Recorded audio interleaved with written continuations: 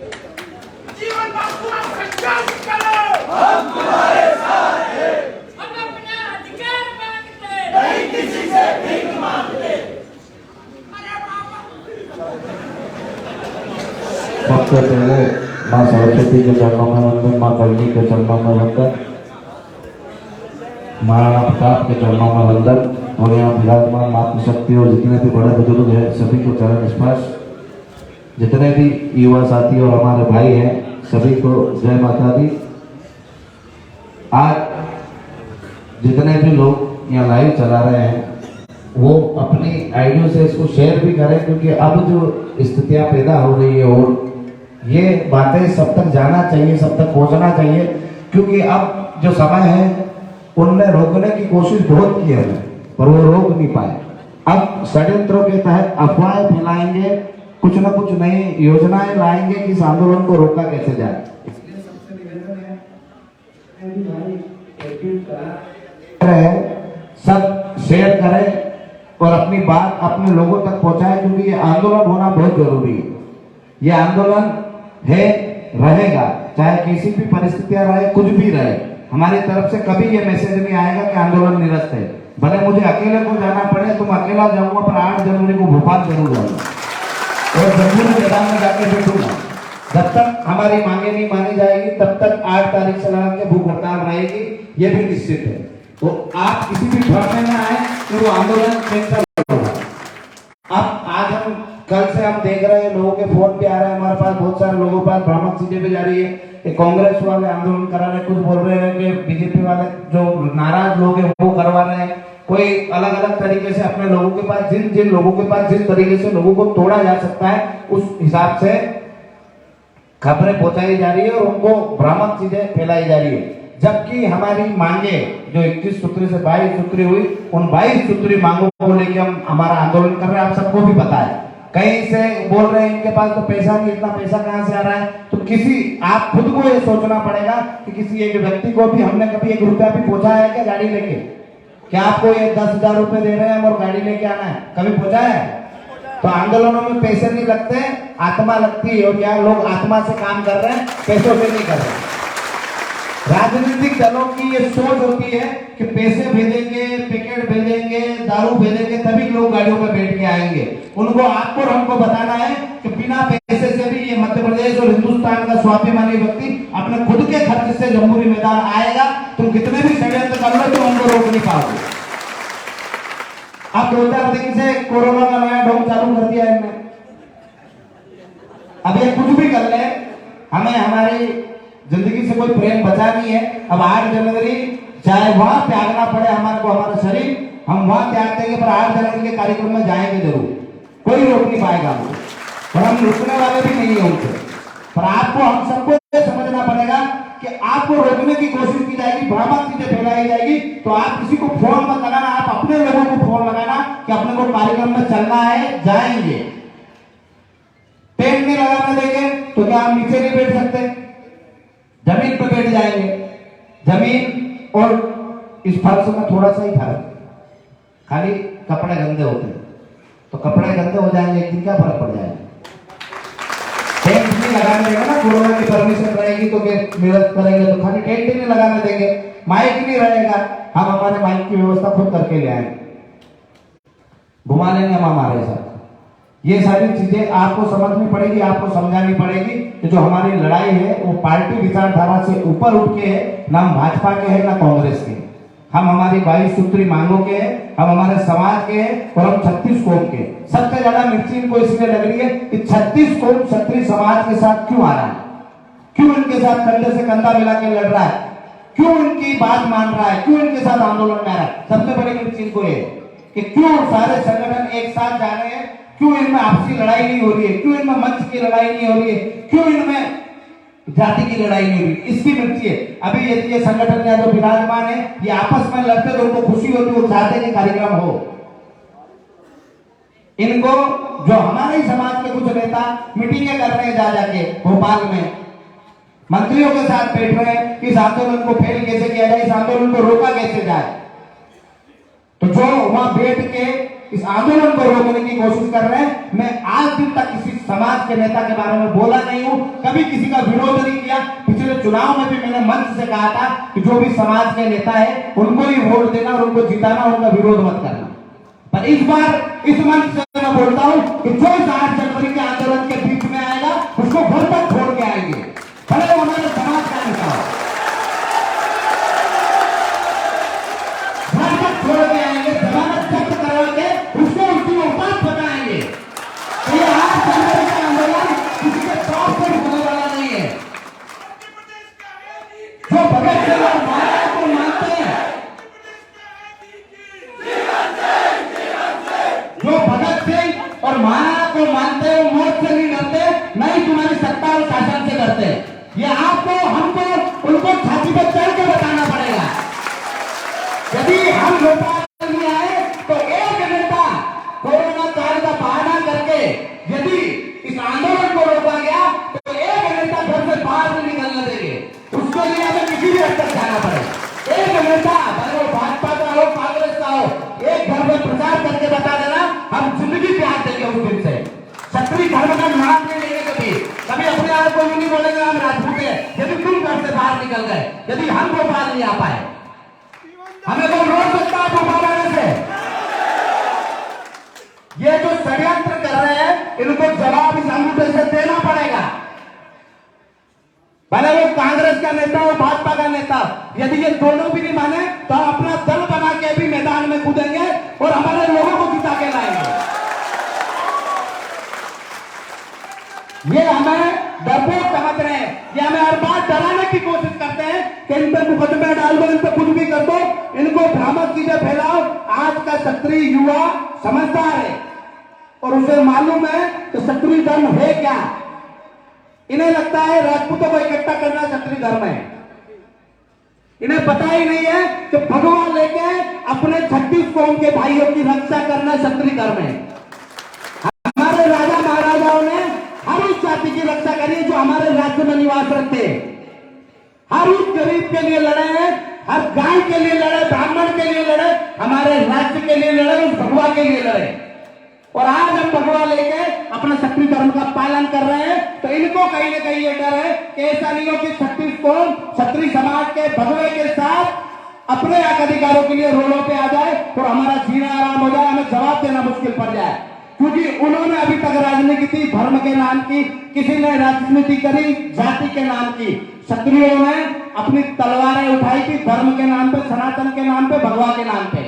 हमने जो राज्य करा है, जो हमने हमारे राज्य में जो भी निवास रहता था, हमारे जो राजा होते थे उनके लिए सभी बराबर होते थे। पर आज की पार्टियों के लिए भाजपा की सरकार है तो भाजपा के लोकप्रिय है, कांग्रेस की सरकार है तो कांग्रेस के लोकप्रिय है। जबकि मुख्यमंत्री बनता है पूरे राज्य के लिए, न कि किसी पार्टी के लिए। प्रधानमंत्री बनता है पूरे देश के लिए, न कि किसी पार्टी के लिए। आज मकान तोड़े जाते हैं गरीबों के, अपराधी का टैग लगा के उसका मकान तोड़ दिया जाता है। एक व्यक्ति अपराधी होता है, उसके घर में जो 5 लोग निवासरत होते हैं उनकी कोई गलती नहीं होती। जो बच्चा पैदा होकर मां की पेट से बड़ा होता है, छोटे से बच्चा पैदा होने के बाद बड़ा होता है, 5 साल के उस बच्चे को अपनी माँ कहाँ लेके जाएगी। हमारे यहाँ भाटखेड़ी में पास में ही गांव है, वहां एक मकान टूटा था। मैं उसकी घटना बताता हूँ आपको कि जिस पिता ने अपने पुत्र को अलग कर रखा था, अलग रहता था, उसका मकान शासन प्रशासन ने खाली एक अलग पार्टी का होने के कारण तोड़ दिया और उसका घर पूरा रोड पे आ गया। मात्र 6 बीघा जमीन थी, 3 बीघा बेच के उसके पिताजी ने मकान बनाया था और बेटे की शादी करी। अब कहां से लाके दे दोगे तुम उसको मकान? जाओ कोर्ट में केस लगाओ, क्या होने वाला है? जो कोर्ट में केस लगाया है उसको लड़ने के लिए भी पैसा भरना पड़ा, जब जाके वो केस एडमिट हुआ। ये हमारी सरकारें कर रही है। हमारे भाई को, उसके पूरे परिवार को बेघर कर दिया गया। यदि वो एक अपराधी था तो इतनी पुलिस नाकाम हो गई है कि उसको पकड़ नहीं पाई। उसको डराने के लिए उसका मकान तोड़ा गया। उसका मकान तोड़ने की क्या आवश्यकता थी? उसको पकड़ के जेल में डालते, जो सजा देनी थी वो कोर्ट देता। उसका मकान तोड़ के उसके पूरे परिवार को रोड पे लाके रख दिया। आज उनके पास रहने की जगह नहीं है। उसका जवाबदार कौन है? क्या उसकी 80 साल की दादी माँ अपराधी है? वो कहां जाएगी? क्या उसके 50-55 साल के माँ बाप अपराधी है? क्या वो 8 साल का बच्चा अपराधी है? उसकी जो पत्नी है वो अपराधी है? उन सबकी क्या गलती है? ऐसे ही हमारे यहाँ भी पूरे राज्य में कई ऐसी व्यवस्थाएं हैं जो भारतीय जनता पार्टी अपने लोगों को बचा रही है। उनके भी बहुत सारे लोगों के अवैध मकान बने हुए, उनसे नहीं निकलती लिस्टें तो हम निकाल के दे देते हैं। उनके तोड़ो, पहले तुम्हारे विधायकों के मकान तोड़ो, तुम्हारे मंत्रियों के मकान तोड़ो, उनके पास भी आय से ज्यादा संपत्ति है, उन पर तुम बंदी से लगाओ। एक विधायक एक मंत्री की तनख्वाह कितनी रहती है? 80,000, 1 लाख, 2 लाख, करोड़, अरबों रुपए लाख आते रहे हो। आपका हमारा पैसा खा रहे हैं और हम उसके खिलाफ आवाज उठा रहे हैं, तो उनको जलन इस बात की हो रही है कि ऐसा नहीं हो कि ये जनता जाग जाए और पैसे से और दारू से वोट नहीं मिले। जब हमारे यहाँ वो प्रचार करने आते हैं तो कुछ लोग दारू की पेटियां उतराते, कुछ पैसे उठाते हैं और उनका प्रचार करते हैं। अब ये चीज छोड़नी पड़ेगी आप लोगों को। यदि सुशासन चाहिए तो उनका जो कुशासन है उसको खत्म करना पड़ेगा, तब जाके न्याय मिलेगा। यदि हमारा धर्म अन्याय के खिलाफ लड़ना है तो अन्याय जहां भी होता है उसके खिलाफ लड़ना पड़ेगा। एक ब्राह्मण समाज के व्यक्ति के बारे में दादा बता रहे थे, उसने आत्महत्या कर ली। 17 पन्नों का लेटर पेड, मतलब 17 पन्नों का सुसाइड नोट लिखा और पुलिस ने उसको बरामद किया। अभी तक अपराधी पकड़ाए नहीं गए। क्या करा उन अपराधियों के लिए? क्या कर रही है कि पुलिस? वो ब्राह्मण समाज का था इसलिए किसी ने आवाज नहीं उठाई, और किसी जाति वर्ग का होता तो उसके लिए लोग रोडों पे आ जाता है, सरकार बैठने आ जाती तो उसने सुसाइड भी किया। पर आप हम कोई उसके घर गए? नहीं गए। क्या आप लोगों ने, हमने किसी ने उसकी आवाज उठाई? नहीं उठाई, क्योंकि वो हमारे पास नहीं आए। आपका हमारा ये कर्तव्य है कि यदि कहीं अन्याय होता है तो हमें बिना बुलाए जाकर उसकी मदद करनी पड़ेगी। ऐसे बदलाव नहीं आएगा। यदि भगत सिंह जी ये सोच लेते कि मैं फांसी पे क्यों चढ़ूं, मैं तो सत्ता का सुख लूंगा, तो ये देश कभी आजाद नहीं होता। ये आजादी भगत सिंह, चंद्रशेखर आजाद जैसे कई क्रांतिकारियों के बलिदान की देन है। आंदोलन शांतिपूर्ण फ्री भी हुए हैं और उग्र भी हुए हैं। जब जब जरूरत पड़ी तब हम महात्मा गांधी बन के भी काम करेंगे, और यदि लगा कि अंग्रेजों का वध करके ही क्रांति आएगी तो उस दिन वो रास्ता भी अपनाएंगे। पर आज ये आंदोलन गांधीवादी विचारधारा का आंदोलन है। आप हम सबको शांतिपूर्ण तरीके से आंदोलन करना है। हमारे आंदोलन को भड़काने की कोशिश की जाएगी, उसमें कई शरारती तत्व घुसने की कोशिश करेंगे कि ये जो शांतिपूर्ण आंदोलन है इसमें कहीं ना कहीं कोई ना कोई खोट लाए ताकि लोग अगली बार नहीं आए। जितने भी आंदोलन हुए हैं उग्र, एक एक बार ही हुए।